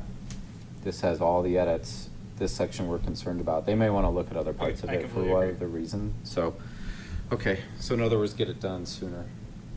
But actually, a lot of this is deleting. So, my favorite kind of editing. No, this actually will be pretty easy to get this Yeah. fixed up, so I appreciate the conversation. So And then, that's it. So then, Allison, once Ryan makes those changes, I assume he can send that document over to you, and you'll forward it to, or at least get it into the right hands for Paul and Kendra to review. And anybody else who, I'll ask them forward. yeah. Thank you. Awesome. All right. Perfect. Good. That was productive. Thank you. All right. Updates and look aheads. We already touched on it. We don't have a town board dinner date yet, so nothing there. Before the next meeting? What, I know, because ProStack was would want theirs in January, so do they usually do one a month, or how does the board? I think they do them all pretty close together, like 1 week after another. Like, that's Just how they- consecutive meetings, work Yeah. sessions. Work sessions or, yeah. So I think it usually ends up like 2 a month, right? Yeah, Once they something get like that. rolling, because you just. I tie bet it we're in into the- February. I mean, we've already had the first meeting of January. There's only one more meeting. I don't think any committees dinners are scheduled. Yeah. I'll take the schedules out for you. Yeah. Just in years past, it's been like 2 a month, I think. If I were a betting man, I'd say we're going to have another OSAC meeting before we have our Dinner, yeah. dinner meeting. So we can discuss the agenda and finalize that at our next OSAC meeting. If it does, by chance, we'll just do it by email. Yeah. Like, I mean, we have the basis of it already. We've already done a lot of work around that. Okay, standing updates. Allison already talked about Boulder County updates. Recommend Greenway. Joel, just say anything? Not necessarily Rocky Mountain Greenway, but Rocky Flats related. I haven't had a chance to watch it because, as we all know, the discussion around the work plan went for an hour, and that's all that time I had last night. The board meeting from the 8th, there were 2 items I noticed around adoption of resolution to make appointments to the Rocky Flats Stewardship Council, and then adoption of resolution around the continuation of the Rocky Flats Stewardship Council and approving agreement with the council. I didn't see that part of the board yet. I'm going to go back and watch it. If anybody I haven't either. I has did do that too. It was has part any of comments or anything. It was part of the consent agenda, and I think there was a date that needed to be updated that was wrong for Trustee Hanson's appointment. I think, but I think they used the wrong year. Wrong year, yeah. But otherwise, what they have in the consent agenda was what was approved. So that's the only news I have. I will forward out the monthly meetings or the monthly minutes I get from the Stewardship Council that get an email digest. It's always like a Thursday at 10:15 and Yeah, the most room filled. inconvenient. And so I can't ever attend them in person, but I always review the notes. But other than that, just informally, there has been in the groups that I work with more interest about, more people are saying, hearing this summer opening as being floated out there, people have asked questions about trails and stuff. No answers, just more general dialogue. So I expect as we come into the spring and we get closer to these proposed openings, we'll start hearing some more things. So Joel, for Trails Day, do you think we have enough solid information to put a pamphlet together that we could put out?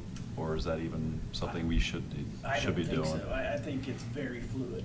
That's my impression of this whole thing, is that it is likely to change before you could get something printed. I think the most we could probably put down is that there is a Rocky Mountain Greenway Trail. It's likely going to happen. Whether it's going to go across. We don't know where it is. Or... Part of it exists. I mean, Yeah, through yeah. the off-leash dog park in Westminster, it exists. It just dead ends Just at stops, an though, overlook on looking Indiana, towards right? Indiana. Yeah. But why can we put just a little something that says, alert, this is what's happening with Rocky Flats, and this may affect you, talk to us, Yeah. or go here for more information? I think that's fine. I think trying to say, oh, this is what Right. potential alignments look like, or this Yeah, is those the are the- potential opening, I think we ought to avoid all of that. Yeah. But raising awareness, just so people know that this is happening, I think is fine. Perfect. I know we talked about Shan Shan Trailhead already. Was there any other Shan Shan? No, there's nothing else on Shan Shan because, that's the thing that is one of the directions we want from the board is, do we do work on Shan Shan this year? And I know that there was some budget approval stuff, and, we're going forward with the Boulder County thing, but I think until we have those solid, that there's really not much traction until we get that. Yeah, let's move forward and really start thinking. And how to move forward. How to move forward, Who we reach basically. out to and all Yeah. that. The only other thought I had about Shan Shan, and it really relates to the Colton Trailhead, is I'm curious if Boulder County has numbers on how utilized that trailhead is. I mean, I think everybody kind of has informal data as we drive down McCaslin or go for a run or a ride or whatever, how. I don't know if they do surveys. That might be could we add that to the question if you guys get that meeting set up, Allison? Does Sometimes they have a anybody- ranger there. I don't know if they actually Yeah. are doing head counts. But I don't know how they speculate, like, they must have a method that they use to determine what they think is use of a Right. trail, Well- right, or a trailhead. At many other trailheads, more popular destinations like Kyle Valley Ranch, the rangers will actually tweet out, hey, this trailhead is full. You need to find other places. And so there's some empirical evidence about how often that trailhead fills up, but I don't notice it around Colton.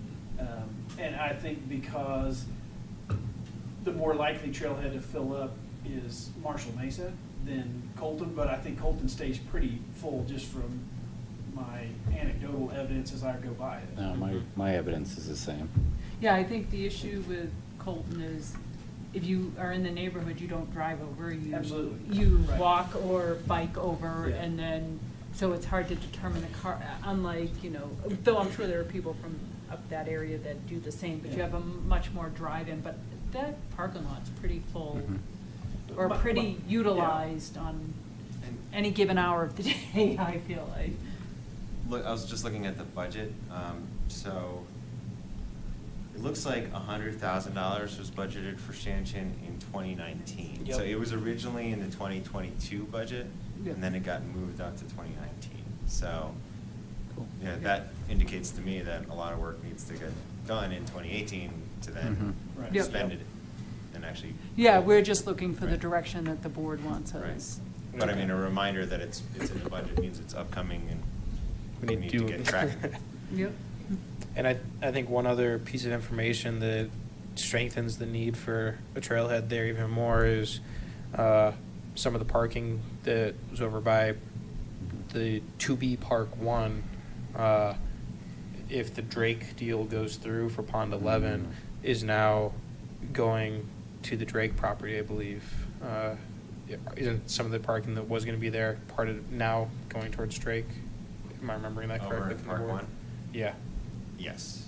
Yeah, so we're going to be losing parking over there. So there was an idea. I mean, I had heard is an argument against Shanshan that we have all this parking now going in right next to Park 1. Do we really need a trailhead? Isn't it so close that people can just park there? Well, I think there's still going to be parking. It's just originally when the parks were designed, It was they that- were designed with the pond staying there, and now the pond is going to get filled in and developed, so there will be some parking there. But And that's a won't- question of how exactly that's going to work with the park. And I might have misheard. I thought I heard during that board meeting that Park 1 was losing some of its parking as well. Well, I because think of that. what is happening is that Park 1 is losing some of its land. Yeah.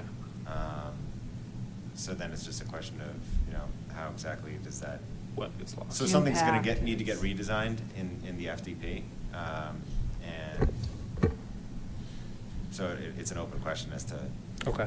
is it lost? Is it moved? Is it, Gotcha. I don't know. Okay.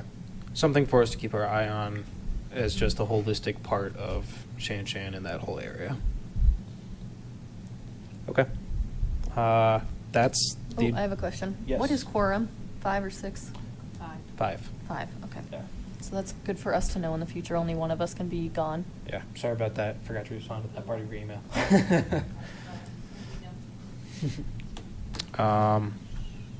So I have one more topic. Tracy's been doing a lot of work.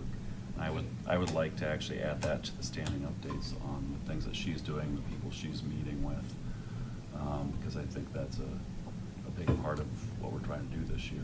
I think that's a great idea. What are we calling that, financing? Funding research, maybe? Funding research. And then, on top of that, I just want to address the open space fund topic one more time. During, during the Work session. Work session, thank you, I watched it regarding too. the rec center, it was put out there that potentially money was going to yet again be potentially pulled from the open space fund to potentially fund this rec center. Last I knew, this was. Can I interrupt you? Who put it out there? I think it was. Staff. Yeah. Okay. Matt. The manager. I think I'm a town manager. It yeah. was. So. I think you also mentioned the water fund. The water He fund as did. well. As potential. Being stewards of the open space fund, I don't know how much pushback we can have on when things like that are proposed without even asking us if that's something. I just don't know where we stand as a committee. Can we block that, or do we have any, I mean, they still, the town still owes us money for Wildflower Park, and then it was proposed that money was gonna be pulled from the open space for the parks. Okay, well, that's kinda understandable, because it's around Coal Creek. But now, we're talking about a rec center, so instead of this being a open space fund, it's now a Prost fund. From what I'm seeing, it's suddenly becoming in the last 2 years. Is that even legal, though, to use it? So it's. That's why I was, The way it's always been proposed is it's not using the money for it, it is borrowing the money for it. So it's not a. And it's paid back with interest. Yeah, so it's not a legality concern, it's whether that's good stewardship. And to answer Sean's initial question of is there anything that we can do to block that or provide input on it, it's, and there's debate amongst the board members themselves, but it's not we are not the official stewards of the fund. It is still the board. So if the board wants to do it, the board has full right to do it. I think we are an advisory committee, and we can say we do not think this is a good idea. And that's what we did with Parks 1 and 2. The manager came and talked to us about it, and we said we don't think this is a great idea. If money absolutely has to, please split it between the water fund and open space fund, but we're still against it. I think that is the best we can do from our role. I think when they're looking at this, when they're looking at funds that aren't as risky as, say, borrowing from the general fund, the open space fund is just an obvious choice. It, in our view, is not a good choice, and I think that's just a battle that we'll have to continue to fight, and it's just, can we make a strong argument and convince the board not to use money from that fund? I think that's the furthest we can go. I think, again, like, one of the things about, OSAC, like, you guys are not just advising us on acquisition priorities, but just on open space issues in general, right? And part of your mandate is not only to serve as like an education function for the community, but as an education, function for the board itself.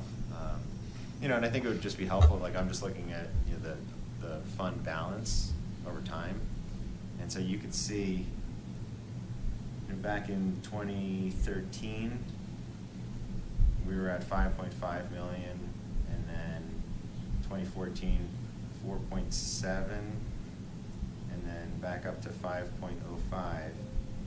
Then it dips down in 2017 to 3.36, and then 2.0. But then in 2017, back up to 3.9. So a big chunk of it gets repaid, and that's the Wildflower $3 million that gets advanced. Right now, we're sitting at somewhere around $4 million. And the budget for, and still with $1 million receivable to get paid over the next 3 years, so $350,000 each year. And the budget looks like it has us at 4.9 in 2019, 5.8 in 2020. That makes sense. Yeah, that continues to grow. So, I think in terms of reminding the board to be responsible and not to view the fund as just a slush fund for pet projects is helpful. But then it's going to come down to looking at the opportunities before the board, and does the board think that spending it on a rec center is in the best interest of the town or not? So one thing to consider is obviously if we spend the money for something, we can't use it to acquire open space. So that's the trade-off. Yep, and that has always been our biggest argument, I think, and. But I think the one last point is, we shouldn't necessarily view open space acquisitions as necessarily being limited by what we have in the fund. And that's something that we've talked about before, and we were talking about bonding. The fact that we have a tax with no sunset provision, means that we have a stream of revenue coming in, and with interest rates being what they are right now, the town has the ability to borrow money relatively cheaply, so could get money over and above what we have in the fund, if the right acquisition presented itself, right? you guys mind if I just ask one more thing? If that's okay. One more thing, real quick. So, again, back to the board meeting and the merger discussion, since it seems more and more discussion around merging. Are we allowed to be proactive in putting forth ideas as our committee, or is that something solely the board's responsibility, that they come up with the ideas and how they see it going?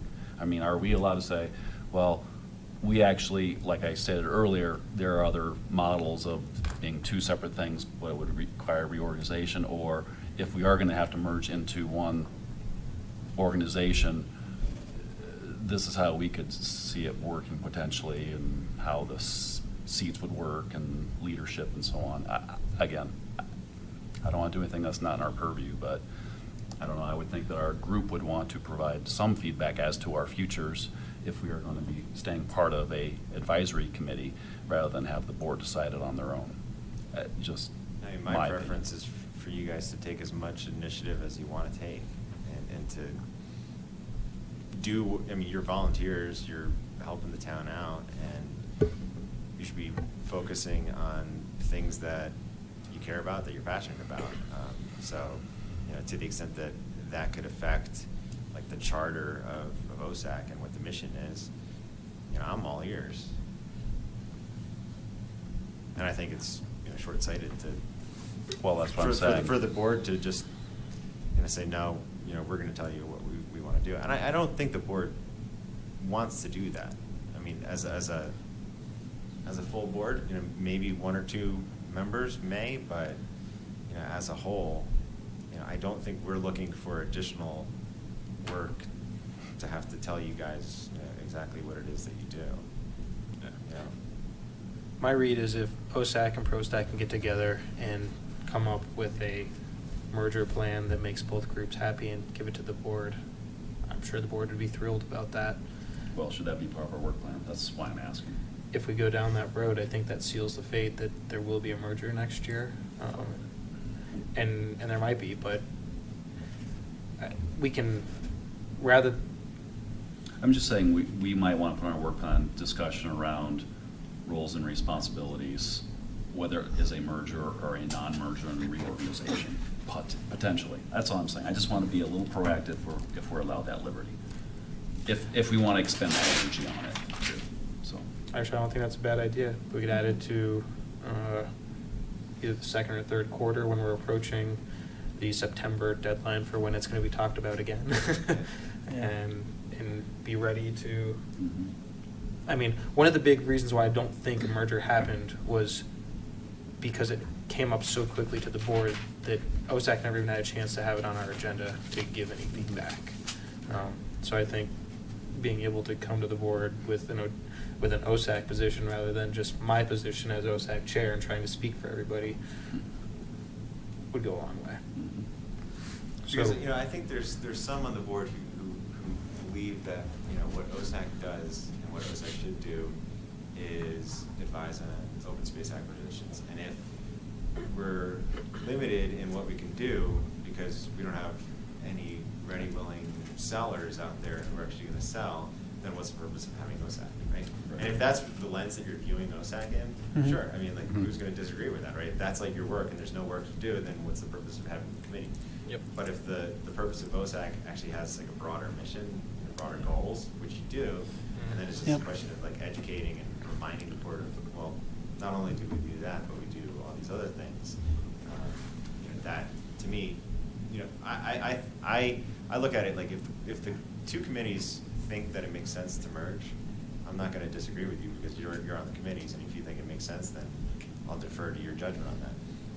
But you know, I'm concerned that if the committees are merged, there's going to be too much work for one committee to do. That's exactly the thing I was frustrated by is start the meeting out and everybody talks about, oh, well, you guys worked on this work plan or this trails plan together, worked well, and then went into, oh, ProStac has so much going on this year that, you know, they're really loaded up with the rec center and Parks 1 and 2 and all these other things, but yet we can't carve off trails, which seems to overlap over the two, to a group that, you know, seemingly has some capacity because we don't have all these other things that are falling directly into parks. You know, so that's what to me was really frustrating is everybody seemed to talk about all the reasons why trails would maybe make sense, but then nobody would say, oh yeah, maybe we should. I mean, and I think it was strictly a kind of a turf war with, you know, well, neither group wants to give up trails. But I don't know, it was frustrating and demoralizing for me to watch that. I mean, it was, there's no clear direction, and I came out of it not knowing which way to go. And frankly, you know, when we talked about open seats, it's hard for me to lobby to one of my friends and say, hey, hop on this committee that might be going away, you know. So I think it puts us in a tough position, especially given some of what I see as aggression towards every move we make on this committee. You know, that's my 2 cents. So I haven't watched it, but I would just like to add that doesn't seem very efficient to keep talking about it over and over and this merging. And I thought it was going to be tabled until October, so I do not understand why it's being brought up again. Well, there were members there We have last night that weren't at the meeting when it was Gotcha. discussed. I think that's what Gotcha. fueled a little bit of it. Okay, but we have a lot of work to do, so it would be nice to move forward and not yeah. have the As one of the board board bring it members, up all the time. as one of the board members said last night, that it turned into an opportunity to relitigate the issue, and that was not the purpose. Exactly. And, Yep. yeah, It's about a work plan. yeah. So, okay. Does anybody else have anything? No, I'm done.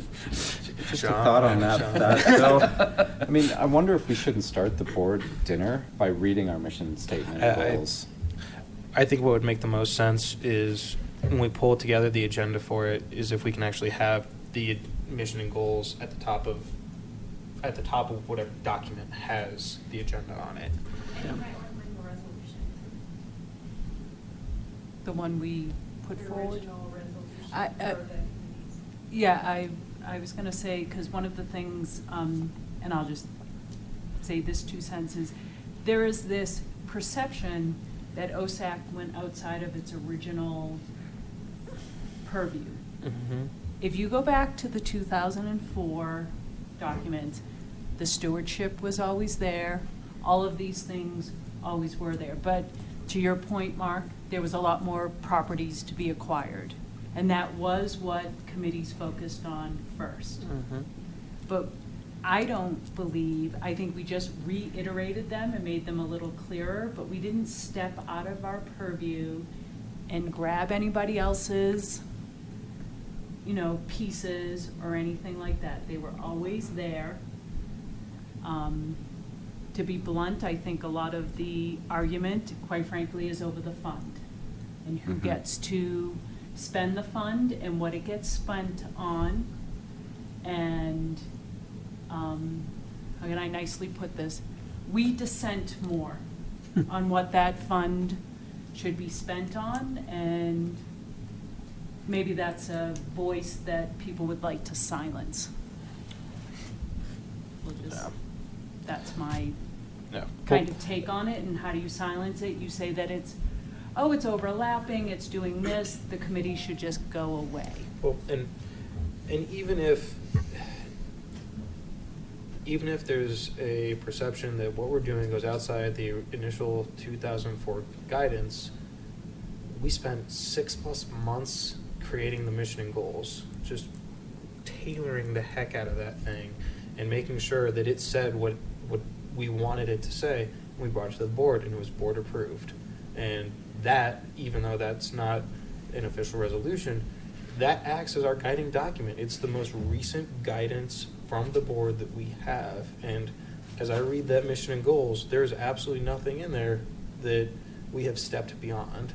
So I think having both documents is important, but those mission and goals are our guiding pieces, in my opinion anyway. And I mean, if we just written that and it was never approved by the board, then that's one thing. But we presented it to the board pushed forward with it, it's on our website.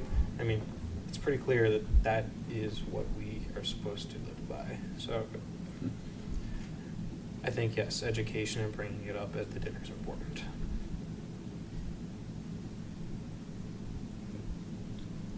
Okay. Well, meeting adjourned. Thank you.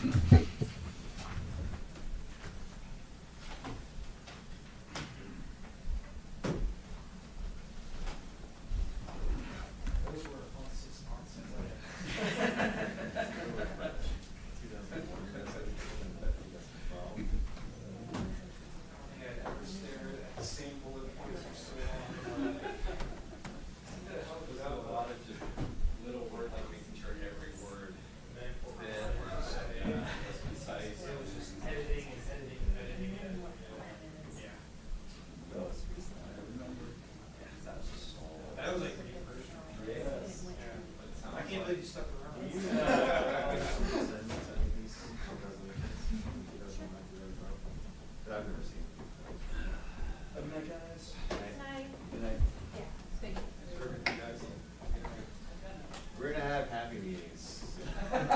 Someday, hopefully. I like happy hour. That's next month. Yeah. We can't buy alcohol. Well, no, at our at our outing. I know, but the town cannot buy alcohol Oh, no, for you. We'll handle that. I was We can gonna buy say, I food think though, we'll buy buy food for you. Yeah.